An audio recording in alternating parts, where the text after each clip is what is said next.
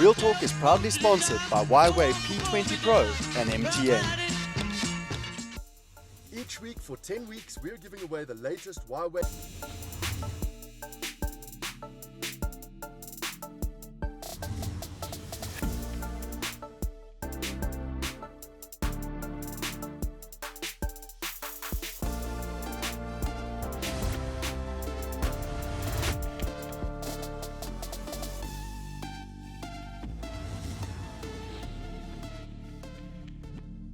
If you don't have anything, create something out of the little that you have. That's how entrepreneurs think, and that's how we operate, and that's who we are. Stop complaining, stop pointing fingers, make something happen. But a burmaka plan, chuni plan indoda, chuni plan indoda, chuni plan, connect with people, shaya abantu, ringa nabantu, hlanganisa man, you know. You can't just be sitting back and complaining and waiting for the opportunity to come. No opportunity is coming. You gotta get up and go look for opportunities. That's the type of person I am. You're so shubile. Good evening and welcome to Real Talk on SABC 3. I'm your host, Azania Mosaka. Well, love him or hate him, there's no doubt that when he speaks, he commands your full attention. His successes have come and gone, yet he continues to be a hustler, unashamedly so. He's a media personality, a businessman and philanthropist who has contributed immensely to the thriving South African youth culture.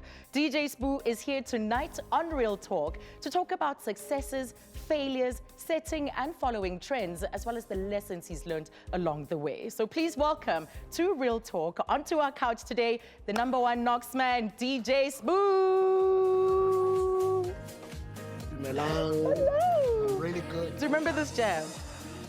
Oh yeah, I do. Yeah, I do. Back in my days. How do you say that, back in your days? I think making music. Yeah. Yeah, back in my days of making music. Living in the studio. Yeah, living in the studio, sleepless nights, building a record label, traveling around the country, but it was beautiful days. I think I learned quite a lot, had a lot of successes, I had a lot of fun.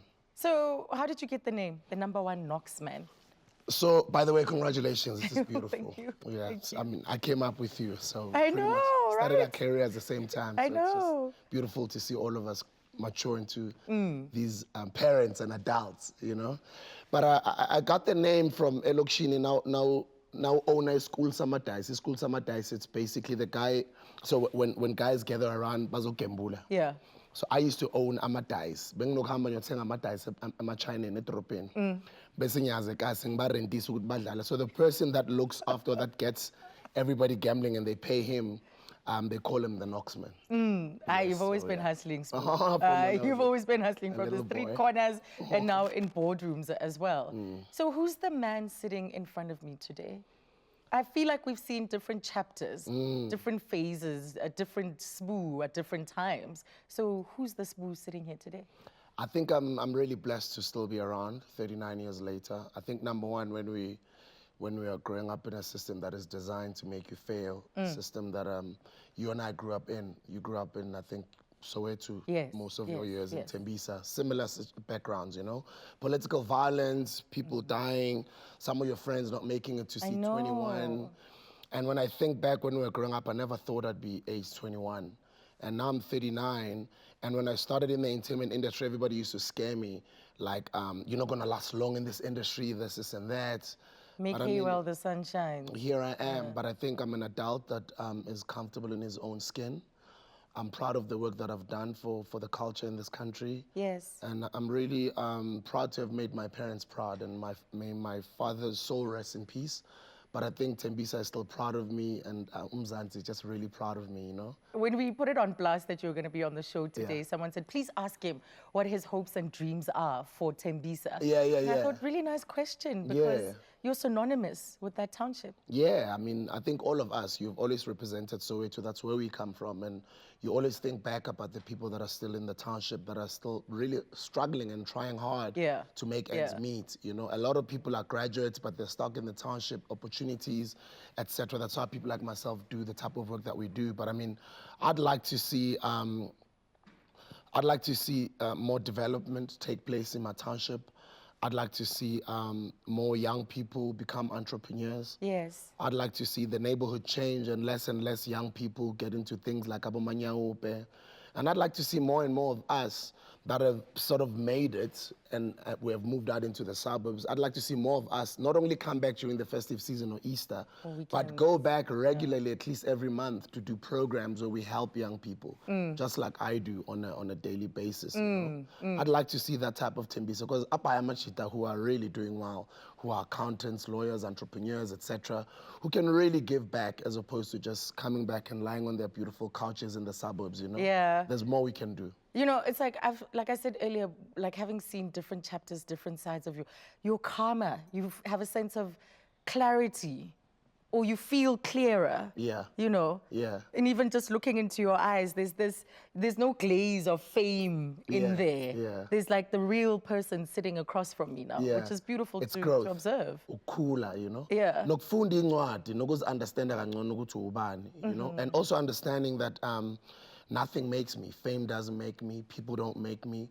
Clothes don't make me. I make clothes look good. You know, I'm comfortable in my own skin. Like, and you're really comfortable. And you also, you sort of feel for other people who are sort of new in the industry, and then you worry, how are they gonna, you know, tackle or handle this fame thing? Because some people, it can be detrimental to their growth, you know? Because it's not an easy thing to manage, fame on its own. When did you feel that you didn't manage it well? Like, which part of your career do you think, I did get kind of big-headed? I think... Went out of control a little bit there? Yeah, I did at some point. But luckily, I've always had like a business partner when I was growing. I started TS Records at age 21. Yeah. And around age 24, 25, we're doing extremely well, myself and TK. And when you've got dreams to become a young millionaire and you achieve those dreams, it can sort of get into your head a bit, you know? But you're making a lot of mistakes. You are not like what? Investing back into your business. You're buying sports cars. Luckily, I mean, I'd invest in property, etc. at a young age. But still, you're surrounded by a lot of people that you think are your real friends, but they're actually not. You're always just out. You're partying all the time, which is okay. I mean, you're young. You're in your 20s, but you sort of let your guard down here and there a lot of times, and you make a lot of mistakes, you know, because you think you've arrived. Yes. But then now, no man, nobody arrives. You know, this is a marathon. It's like, ongoing, always ongoing. But you know. What's amazing about your story, and I think you have kept this essence, it's almost like you can't help yourself. You were selling, as you said, the dice when you were growing up. You were working in your mother's shop. Yeah. Oh, you know that story. Yeah. Yeah. So you were like this. The selling thing is a constant theme about your life. You get to university, you're selling cell phones. Yeah. Now you're selling your energy drink. You're selling, I guess, books. to listeners. Books. Selling airtime. Yeah. Selling alcohol. Selling. You must love selling. I love selling because you guys are selling here. You're gonna go to a commercial break, you're selling. You're selling airtime. The SABC is selling airtime. People are selling themselves all the time on social media. You open a newspaper, they're consistently selling to you. You drive into your car, there's billboards everywhere, people are consistently selling to you. So every business has got a bottom line. And if you do not know how to sell, you cannot survive. And that's the reason why my brand new book that's coming at the end of this next month is The Art of Hustling, Sell or Surrender. People need to know how to sell. Even young people, when they graduate and they're sitting across the boardroom table when they're being interviewed to get a job, they're selling themselves to the potential employer. So you gotta know how to sell yourself. So I'm lucky and I'm blessed that I started from an early age, and little did I know at the time when my parents gave me the responsibility of running the spas, I was learning how to sell. Although being young, you know,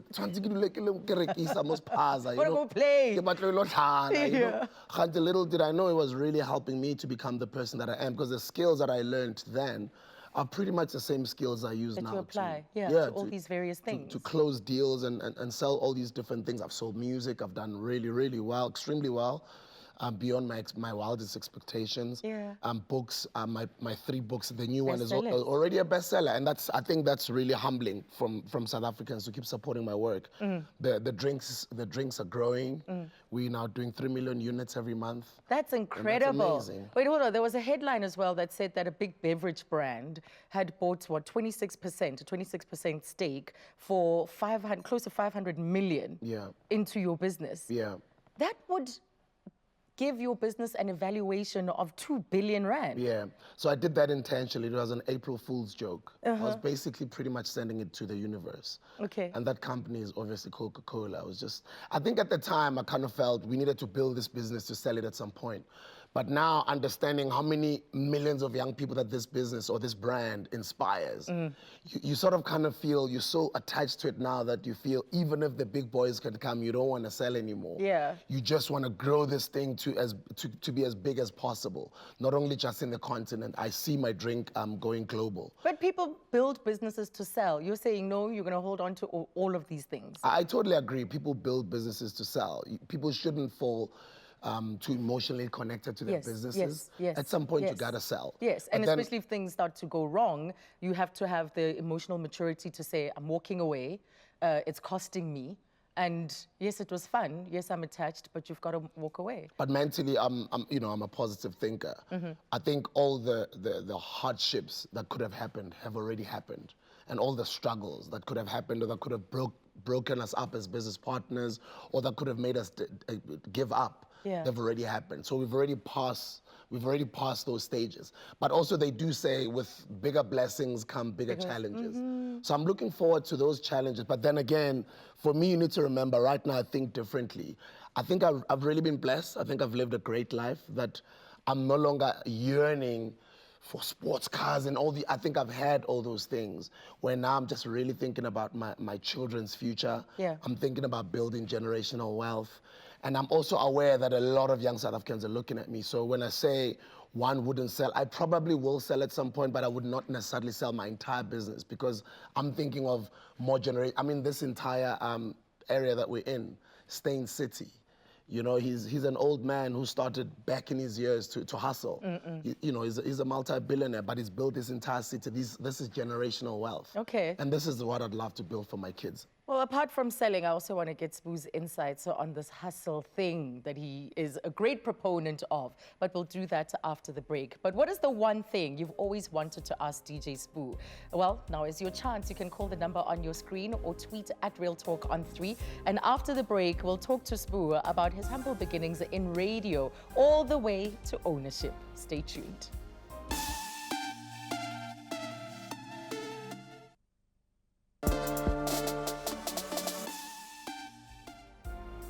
Welcome back to Real Talk on SABC 3. I quote, I'm difficult to employ because I just want to do things my own way, end quote. Well, these are the words of DJ Spoo during one of his talks on entrepreneurship. So Spoo, that's actually reflecting the number of times you've been fired. Because it also talks about how difficult you are to manage. Why is that so? Why is it so hard for you to stay within the parameters of your contract and what is required? I think I also understand that the country comes from a certain place. And structurally, there's always been systematic racism that has been enforced onto all of us. Yeah. We do not own the economy. Corporate companies don't come from this country. We are all just robots and we're just given positions to, reach your deadlines and do a job that you're supposed to do, which I agree, and obviously you are employed, which is great. Yes. But understanding the bigger picture and understanding that black people, when it comes to ownership or the means of economy, don't really play a bigger role. And some of the people who've looked up to, whom we've called billionaires over the years, really were not, as much as they've worked hard and I look up to them and I respect them, but a lot of them, they got into that space because of political favors, etc. Yeah. So, it's very rare to find people that think out of the box and would like to break the status quo. So they're the problem, management was the problem, not you. I don't want to say that, no, it was me. Oh. It was me. But it's just the dreams are bigger. I want to still achieve I still want to achieve whatever you've set me out to achieve, but I think I can do it better in my own way. Okay. And that's why I'm a creative. I'm difficult to employ. I didn't last at Telkom. I was fired at first at YFM before they got me back. I was fired at Metro. And I don't think it's a good thing because even right now where I work, if a young person would make mistakes, obviously we'll reprimand them a couple of times before we let them go. But obviously they're going to have to let you go at some point. But there are people like me, unfortunately or fortunately, who are sort of a little bit difficult to employ. This love for risk, because you're talking about what happened at Metro particularly. You were fired for promoting your drink on airtime or on a platform that sells airtime, right? It's the commodity. And then you did it at an event as well, where you had 10,000 people in an auditorium. There were millions watching at home, and you thought, I'm going to seize this moment. It's going to make headlines. So the risk for you was worth it. So till this day, you think that risk was worth it? I think it was. What about that bridge? Do you think you blessed the bridge, or did you burn the bridge? I think I blessed the bridge because I still go to Metro. I think they understood that it wasn't coming from a bad place because everybody else was promoting Louis Vuittons and Tom Fords on stage, which wasn't anything wrong. Nobody saw anything wrong. Okay. But once a guy like myself promoted a local brand, which happened to be my brand, obviously I got into trouble. Obviously I was wrong. I was not allowed to do that, but others did it as well, but nobody saw anything wrong. But would you say that that calculated risk was worth your reputation? I think it was. I suffered quite a lot. Nobody wanted to touch me. Nobody wanted to work with me. Nobody wanted to employ me. Precisely. It's not like even I went out looking for a job. I didn't want any job. But I kind of felt, I was excited with the conversation I had started. And I was excited the fact that the conversation was around my drink and was around ownership and was around black people creating their own stuff, innovating and disrupting, etc., which is now the big buzzword. Everybody's talking innovation, entrepreneurship, ownership. Everybody's Building their own brands from ground up. Yes. Yeah. And I think I was one of those people that became some sort of a sacrificial lamb. But in a way, I'm glad I made that decision. Because hard times followed. Like you said, nobody touched you. So in actual material terms, in terms of money, in terms of what your earning capacity, it took a serious dip. Yeah, it was a big knock because you need to remember we DJ at gigs. Yeah. And how you get gigs is because you're on air, people hear you all the time. So I got fired from the radio. The radio is owned by the SABC, and the TV show I was hosting, Friends Like These, also owned by the SABC. So I was fired from television, and the less and less I am on air, the less gigs I get. You know, the gigs dry up. So, as an entrepreneur, you gotta figure your way out because you've got your back against the wall. Do you give up? You've got a little daughter that's like 2 years old. What do you do? For me, I just had to bounce back and just show the world what. And conformity was never an option. Like, yeah, let me conform. Let me stick color within the lines. I didn't have any other option. I just had to bounce back and go fight the system and just go show people what I'm made of. Whether it meant me going selling in the streets, whether it meant me go looking for investors, convincing them come on board and start my own radio station, whether it meant me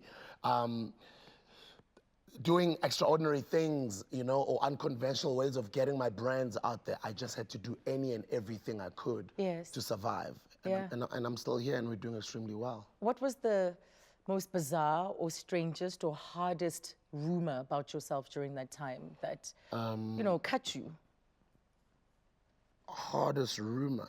The things that people were saying. The thing is not about barring. The more barring, the more it has. No matter how false, because I don't feed off for the negative. For all it is, because how can it as well? But we nonsense every day, especially on social media.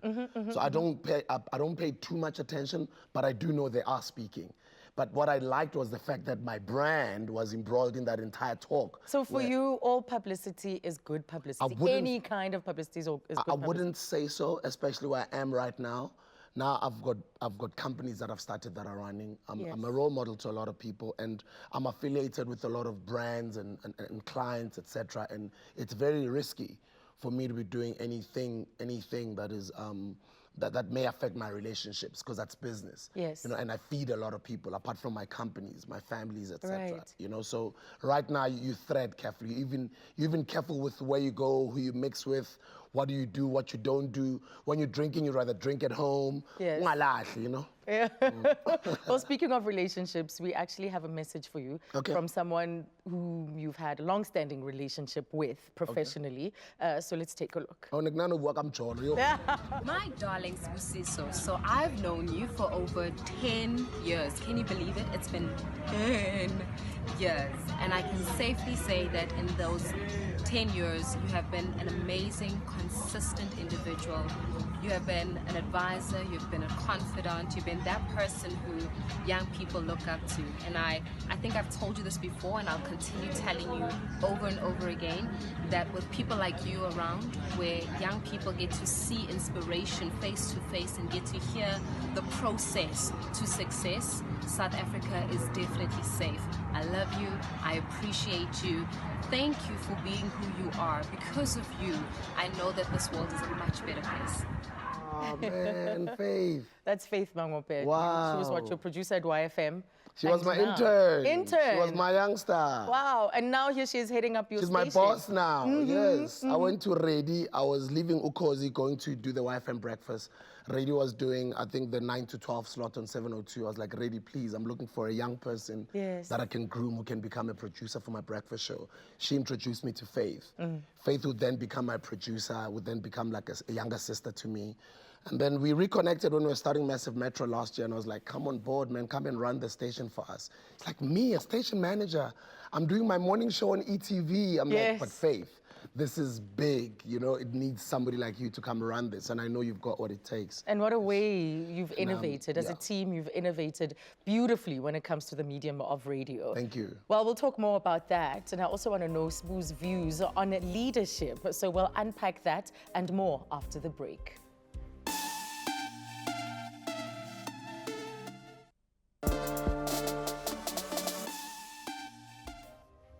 Welcome back to Real Talk with me, Azania. Thank you for staying with us. Well, not so long ago, Forbes Africa recognized Sbuda as one of 13 young Africans to watch. The Sunday Times named him one of the coolest brands in South Africa, and the Mail and Guardian named him one of 200 brilliant young South Africans. And that's not even half the accolades and recognition that he's received over the years. So that must be pretty flattering. It's humbling, yeah. Yeah. Oh, it's that always affirmation, like you're doing something right. It's always humbling, yeah. But I think most of it is because of the philanthropic work that we do. Yes, We've got a yes. foundation, SLEF. Yeah. Sibusisolo Education Around Foundation. education, yeah. So we've been very active in school since 2005. So I think a lot of these recognitions came because of the work that we do in communities, you know? Apart from my blessings on television, radio, and music, and now entrepreneurship. But I'm always humbled. Well, let's take this call from Zianda, who's calling us from Cape Town this evening. Hello, Zianda. Hi. Welcome. Hi, I just have a question for Didi Sbu. I just want to find out what drives him, like on a day-to-day basis, like building this kind of empire. As an entrepreneur myself, like I just started my business also like 3 months back. I just want to find out how do you go about looking for a mentor? How do you go about looking for a mentor, and what do you look for in a mentor?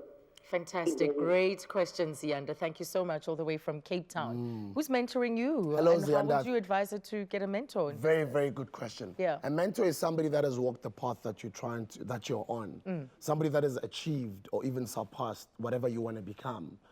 You know, so whoever it might be, they don't have to be a famous person, but you try and get yourself that type of person. You try and gravitate towards around them. They don't have to be with you all the time because they don't But even study have them. time. You can study them. You can even study them from a distance. Because Yeah. I think you and I also even mentor people from a distance. Abantu even esingabazi. But just by the way we lead our lives, the way we live our lives. It's one thing to say something, but it's one thing to be acting, you know? Absolutely. So how do you find a mentor? Umuntu owenze lento ofuna ukuyenza nomuntu oyenza kangcono lento ofuna ukuyenza. They might not even be older than you. They're probably even your peer. They're your age, you know? And I've got a lot of mentors that I think are my age, even younger. Yeah. But obviously it's also a lot of elderly guys whom I've tried to gravitate towards. I've always said, I used to have a show on Metro, my afternoon show used to have a segment called The Entrepreneur. Yes. So I'd invite all these people that I look up to. Knowing an email is coming, As a if request it's my is coming. interview, I build a relationship. you Sure. know? And the next thing you know, they're on my stages at my conferences, they're speaking. The next thing you know, I'm with their families on Sundays and they're mentoring me, you know? So there's different ways. I'm actually starting to realize how calculating you are. That there's a constant subtext, what can I get out of this? If I do this, then, or I want this, how do I get it? Yes. You know, And so it's you'll also, set it up But that it's way. also not always wanting and wanting, because you can't be a taker. You got to be a giver. So when they come to my show, I profile them and I make sure they feel good about themselves. And if I see something that I think they're lacking in I can go offer those services without wanting anything for free.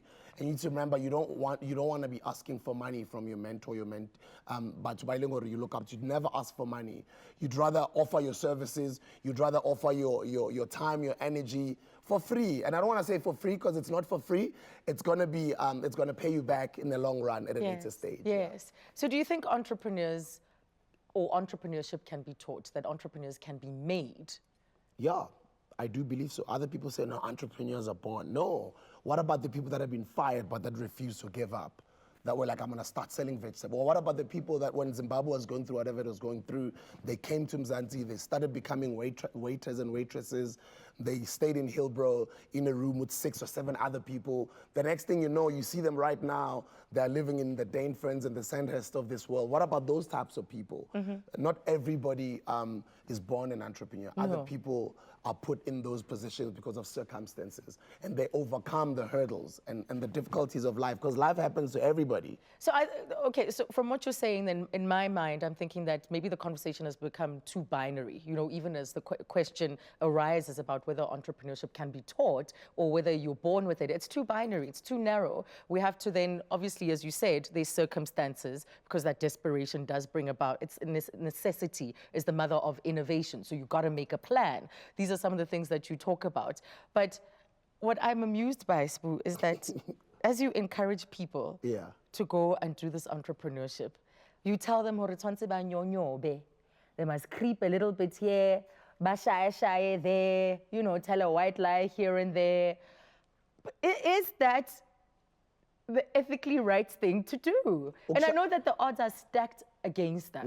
The odds are stacked against us. You're dealing with giant corporations that have had a longer track record. They started the race ages ago. So I get that. From that perspective, I get it. That you'd have to wheel and deal and do what's necessary.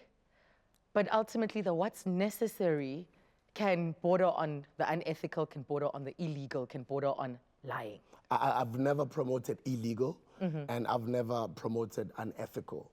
But ukshashaya, I know you can never really translate it properly in English, but ukshashaya is getting your way around getting what you want. Okay. Without having to be too direct. There's different ways. It's like getting a sister's number. Or it's like, you gotta maneuver in a certain way. Maybe timing. I mean, I come from the streets of Joburg. Yes. So I lived in Hillbrow, I lived in Pere, I lived in Yovo. I'm that type of guy from Elokshini, So I kind of understand the rough part of life. But I also understand that for you to make it in this life, unfortunately, nobody's going to hand it to you on a silver platter. And I think a lot of people out there... Goody is not going to... Because people are not aware of what they're capable of in the inside. People always think, I know. Like, it's going to happen to me. I've done some things where I look back today and I'm like, wow, is this me? Because some of the things that life has put you in a position to do, it's like you never thought you were capable of doing. I never thought I was capable of being the DJ Spoo that I am today. And so goes millions of other young people out there, or brothers and sisters. Abazi what they've got inside of them. Yes. And that's always, I always try and get people to tap into that side of themselves, because they've always just had this limit in their minds. I nanka seke. Or now it's for those, not me. Entrepreneurship is for, because but somebody by blokile mongondo, Yeah. But I'm not those type of people. So every time when I speak or try and encourage people, I try and get people to tap into that side of themselves. But I obviously do not promote people to unethical things. Right. Let's take this call from Vusi. Good evening, Vusi. Yes, hi, how are you? We're good, thank you. Go ahead and chat to Spoo. No, what's your number one looks look up at you, my toes, maybe in Pasha. Yeah, man, I just want to ask you something, man. Like, how do you deal with debt in business? Sometimes you maybe make a loan for your dreams or for your debt. So how do you deal with something like debt, and how do you know whether debt is good for your business or not? And secondly, how do you deal with good or bad friends? Because sometimes you might have friends who are after and just stuff from you, and when things dip, then they run away or they they vanish in your life. You know, Yes, so how when do you your deal fingers with have that? been burned. Yeah. Yeah, great questions. I'll start, Thank great you. questions, boy. Nyabongane, thanks for the call. I think I'll start with the second question. Unfortunately, with the friends, at some point, you'll only get to realize who your true friends are when you're going through a lot of nonsense. You know, and that's when you get to really realize, wow, I thought such and such, wow. My boy. Where is everybody? Calling, people don't take your calls anymore, people distance themselves from you, etc. And then I get that's when reality strikes. Wow. You know? So I can never really say to choose your friends wisely and everybody knows how to choose their friends. Yes, some people can, but I mean, at some point you gotta choose people that you think can add value into your life as opposed to just being takers all the time. Yeah. And starting with the first question, I always try and, actually this is what I've always done in my entire career, is I partner with people that have got the expertise that I don't. I don't know how to run a business. I don't know how to develop a business. You're I the don't know any of creative, you're the ideas guy. Thank you. You're the gap-seeing person. You. I'm the risk taker. Okay. I can come up with the idea. I can go out there, knock on doors and get money to come and get people to be interested in what we are coming up with. But to be able to manage these finances or manage the right debt, etc., I'm also learning. They always say there's a difference between entrepreneur and a business. A business person has been trained to run companies. They're professionals. Entrepreneurs, you know, Mark Zuckerberg, Richard Branson, you know. Yes, And those that have been told, that's crazy. You are Really, crazy. At some point, mistake it's a but what sets us apart from other people is that we believe in ourselves, Yes. we believe in our ideas, and nobody or nothing, or will stop at nothing to achieve our dreams. So having that debt, know? does it allow you to sleep at night? Having debt, obviously, good debt. You know, I was speaking alongside Robert Kiyosaki a few weeks ago, and for me, it's a third year in a row. I'm quite humbled. Every time when he speaks about using your debt wisely. He speaks about not spending on liabilities, which are the mistakes that we always make. It's a liability in such a letter every month. Yeah. That's a anything that you spend on that doesn't bring the money back, it's a liability. And for me, when I keep listening to these well-rounded and successful entrepreneurs who always say, no, spend on assets. And I'm loving it. I mean, I follow Euphonic on social media. Euphonic talks about investing in property. Yes. That's beautiful because that brings the money back as an asset. So even if you're acquiring that property using debt, you can service that debt with the money you get back from the property, but it's an investment because it's an asset. Yes, and it's one of those difficult lessons. You've got to scrape your knees a couple of times before you learn it. So coming back after the break, we're going to chat relationships, fatherhood, and legacy. More with DJ Spoo after the break.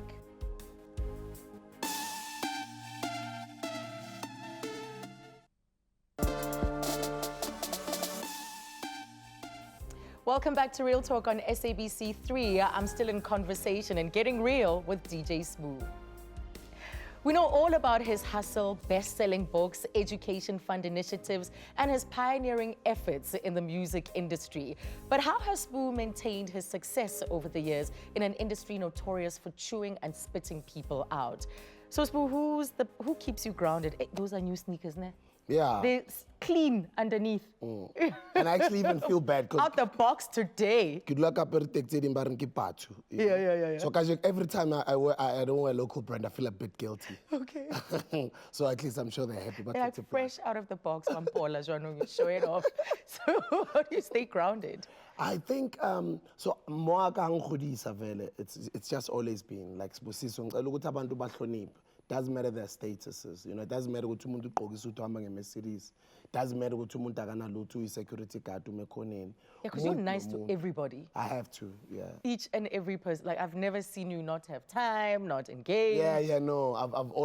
That's how I was brought up, basically. So always lam, you know. I always thank my mom for that. Yeah. But even her prophecy with your name. Yes, prophecy about what you would do for other people in the world. And she's always reminded me from when I was a kid. And I always say when I give talks, and my career is dedicated to my mother. You know, every time, even nalapha khona ubukela khona manje, she's just really proud. You know, because she really struggled, you know. And for now, she's always said, if you forget anything I've ever taught you, remember that your name is Sibusiso. Just remember to follow your name. Just be a blessing unto other people. You know, when I was young, I never understood. Only now I understand. And that's why I'm like, everything I do that is a good deed towards other people, it's just me following my name. And my entire career is literally dedicated to my mom. Yes. And me being a parent now, I obviously would love to grow and have more kids, but I always think of my daughter and I'm like, I think of the type of person you want to grow up to become, etc. And I want to always lead, I want to leave a positive legacy. Waratua. Waratwa, yeah. Waratua. I see. Yeah. In fact, you did a little video with her I posted here where and you were there. asking about why you're doing it for legacy. Yeah. What do you feel, eh? But she's turning 5 soon. She's turning 5 next month on the 28th of October. Now, I think at 5, they speak things that we only spoke of at 8 or something. Like, what she's saying. But yeah, I mean, she's really smart. And I look at my kid and I'm like, wow, I really got to work harder, you know, because I want to leave a legacy, not only for my own family, but I just want to show South African young people that it can be done. We can become whatever or whoever we want to become. Yeah. And I know we hear that all the time, sounds cliched, but it's true. You can become whatever you want to become. I want to go back to your mom a little bit because you talked about how difficult life was. And she, in herself, in fact, demonstrated that hustle, owning a spaza shop. You even know about that? There was a hair salon later as well. So you watched her. So every time school holidays, I'd be at the salon. You know, that's how I'd know Tracy Chapman's music. I know it from like Dolly Parton, you know? Like I know all of that music because niggas spend an go salon. There were great gossip hubs as well. Yes, Great you know? gossip hubs. You know everything in Tembisa in one city. Pam, SKL. I even learned, you know, how to, you know, make people's hair. Because niggas spend an go when it's school holidays at the salon. And then during the week, I'm at the spaza shop. So only like a valley, she was a hustler, you know. And sometimes I remember when I was fired at Metro, she was like, you know what? You could be 17. And I'm like, but ma, like, it's because of you I'm like this. Like you've never worked for Lukhoa. You've never worked for anyone. You've always just, you know, did things your own way. And I guess I took it from you because I'm like you. 3 lessons or tips in hustling? I think confidence, you gotta believe in yourself. Because when you believe in yourself, you ooze that confidence and people can see it in you.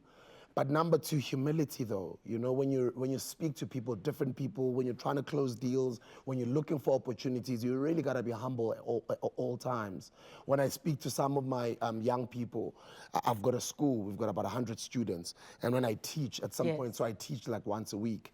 I was actually teaching even earlier today, and I'm like, but guys, some of them, I think they get to be impatient, and some of them feel self-entitled to certain things. Like I can't sell my drink at the intersection. Yes. It's like, well, no, man. If somebody like myself, and I'm not saying I'm anybody, but I mean, if somebody like myself who doesn't care about their fame or their status in society, etc., can go out there and humble themselves and go, so for me, that's a sign of humility as well. I do that intentionally because sometimes in this life that we live in, we can easily be trapped in this bubble of thinking we've arrived. I don't know, like this bubble of being a celebrity. I try as much as I can to pray about humility.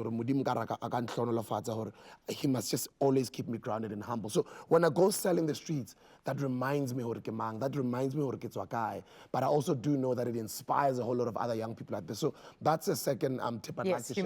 Humility. But then number 3 as well, you gotta be thick-skinned, eh? You really gotta be tough because I say you know, it's gonna be tough. You're gonna get knocked down, you're gonna get rejected, you're gonna be sworn at, you're gonna be called names, you're gonna be chasing your dreams for like 7 years, nothing happens. This is gilfating, so you really gotta be tough, you know? You mentioned something earlier, that art of closing a deal. You know, because you can chase something, people will make promises, it can look promising, you start to daydream about, oh, when I get that money in the account, I'm gonna do this, I'm gonna do that, and then it doesn't happen. You know, it falls through for some reason or other. What's the key to closing? Because it's a small gap, and it's the difference between all this talk and hard work and literally being on the other side. I teach people that about selling. So when you're selling to somebody a product, they can be excited when they see the product and they want to buy, but you keep them talking for too long, they might remember that actually, you know what, I don't need this thing, I don't have to. It's like you walking into a store and you end up wanting to buy these shoes, but you remember, like, no, why must I be spending 2,000 rand on a pair of shoes? You know? But if that close you, just when you're making that decision, or when you're interested, you could have bought the shoes.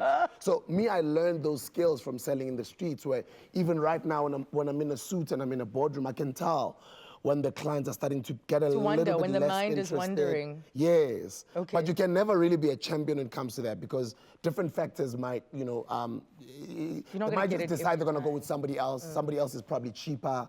They probably don't want your services anymore. They might have done some research about you, negative publicity came up. Or even if it's not somebody like me who's in the industry, ordinary person. Yes. They might just not work with you anymore. But just don't give up. Like, don't look at yourself and think, maybe I'm not good enough, my product's not good enough. It starts internal. You gotta be sure of who you are, you gotta believe in your product, gotta believe in yourself such that whatever negatives that you're going to encounter, any type of rejection, it says nothing about who you are or what your product represents. Just always believe in yourself and know that you've got a good product to offer. That's a great insight. Pounds, close the deal. Talk about how do we do this transaction? EFT, check. How do we do this? I'll invoice you. Well, more with DJ Spoo after the break.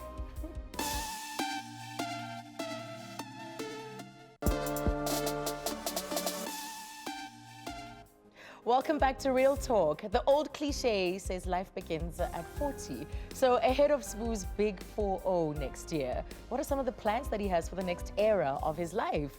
So 39 now. Yeah. How's the 39th year? I find 29 and 39, I suspect even 59 and probably 69, that the end and the closing off of a decade can feel a little bit like a midlife crisis or like a crisis in its own. For me, it doesn't. Like, I really feel I've done everything I've ever wanted to do in my life. I think I'm really blessed. Got a school, got a beautiful baby girl. My mom's still alive. Yeah. My dad's soul rest in peace. Got a successful drink company that's growing. It's going to be a 100 million rand business, I think pretty much next year or so. Got a radio station that's growing. It's about a year old. I think in the past 5 years, I've literally built a startup every year. And How for many me, businesses have you owned, by the way? I've owned about 7 businesses. Okay. I currently run 5. Yeah. And next year, I'm going on a sabbatical. That's awesome. For the whole year? For the whole year, To yeah. do what? I don't know. I'll travel the world. I'll probably... Because structure is also important during a sabbatical. I've put on the structure. I've planted the seeds. Mofa runs perfectly well. Awesome team. The school runs well. Awesome team. The radio Yes. station runs well. Awesome team. The go learn how to paint. alcohol business, everything is Something. running in my absence. So that's how I can do whatever I like now. It's like I'm turning 40, I want to travel the world, I want to buy a property overseas. I just want to go live life, and it's like me time. It's me time. It's always been about other people, helping other people, advancing my career, helping at home, black techs. Now it's like I can be paid doing nothing. Yes. Yes. And that's what you want out of your wealth ultimately, Yeah. for it to keep growing whilst you're... While I'm away, Yeah, sure. whilst you're doing something else. The yeah. idea of a sabbatical is incredible. And it is in that space, in that quiet and so-called boredom, Yeah. that probably new ideas will emerge. I think Ngiyofuna it's umfazi. fantastic. Ngiyofuna I was about to say that that's the Yes. only thing. Ngiyofuna umfazi, Uyomfuna kuphi? Where? Angazi And you ukuthi- talked about having lots of kids. earlier. Honestly, I'm not even going to go look for umfazi. I'm going on a sabbatical. I'm just going to go enjoy my life and just enjoy my hard work. What do you look for? uNkulunkulu uzongiguide yazi ngizobona khona. But I think, What do you ordinarily fall for? Like I if think you look at your track record. you know, being interviewed Scale Mabalane the other day, Yeah. ekhuluma ngoKabelo ukuthi, you know, Sbu, for me, he was somebody I didn't even have to force to go to church. So for me, umuntu owazi uNkulunkulu, you know? Okay. Umuntu owazi uNkulunkulu, automatically everything else falls into place. And especially when you guys click. But umuntu owazi uNkulunkulu naye uyakunceda ukuthi akukhulise nawe ukhule njengomuntu, because not all of us are perfect. You're right? saying you're single right now? Yes, I am, yeah. Okay. And I haven't been looking. I've just been working and fathering my child and just being, you know, my mom's son. But I think now it's me time. Are you not cynical about love in one way or another? Because by the time you get to our age, you've been through a lot. And you've been through a lot relationship-wise as well. Yeah, but it's been great. I think I've dated some awesome people. Yeah. I've learned quite a lot. A lot of them I'm still friends with, you know, because when you're 39, you probably I've been dating for like, what, 20 years, you know? So, but I've always been a relationships type of person, 3 years, 4 years type of thing, you know? So I've always been that type of person. So I think in my sabbatical, uNkulunkulu uzoyiphendula imithandazo yami. Good luck to you.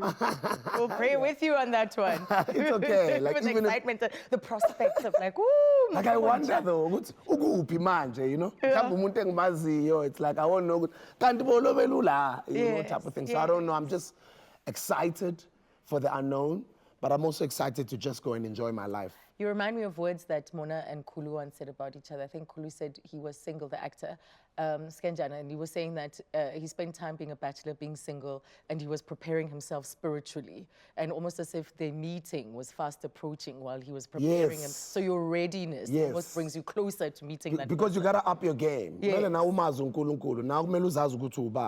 So that it's not about omunye umuntu. Your whole umuedwa ngifine grand. So umuntu ozohlangana naye, they'll just, bazokwenza, but no one grand. It's not like ufuna omunye umuntu azokwenza ukuthi ube or ufile in a certain way. Do you know what I mean? There's a matchmaker in me. No, who resists and try not to do this. I'm going to try not to do this. There's a matchmaker in me, and I've been very successful. We must talk. Are you serious? Yeah, very successful. Are you serious? Yes. Let's talk. So I'm going to ask you give you keywords or just words, and I want your quick thoughts on them. What do you think of BEE? BEE, I think it wasn't done correctly initially. I think only now we're seeing the repercussions of what has happened before. But the young people right now, I'm just very happy seeing this entrepreneurial buzz and just the hunger that young people have. But BEE, I really do think that it did benefit a few. Okay, and, success? Success, I think it's relative. They can be a successful teacher, successful parent, successful business person, successful television mogul. So so there isn't success is relatively different. It differs from one person to the next, And money. Money gives you options. Like I've got options to go and go on a sabbatical.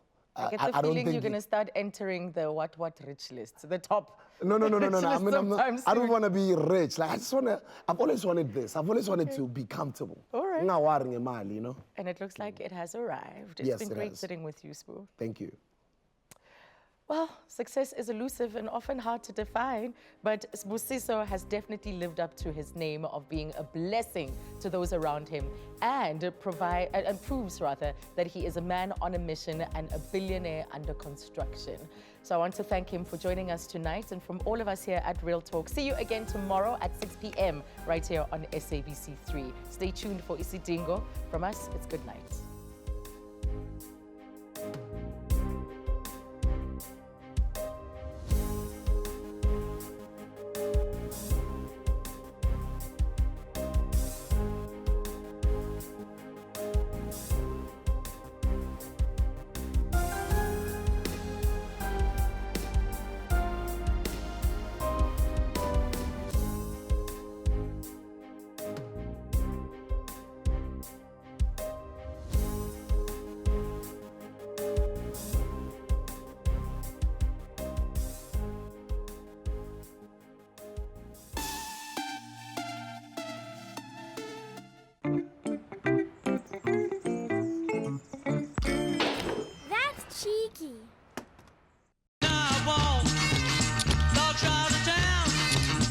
Real Talk is proudly sponsored by Y-Wave P20 Pro and MTN.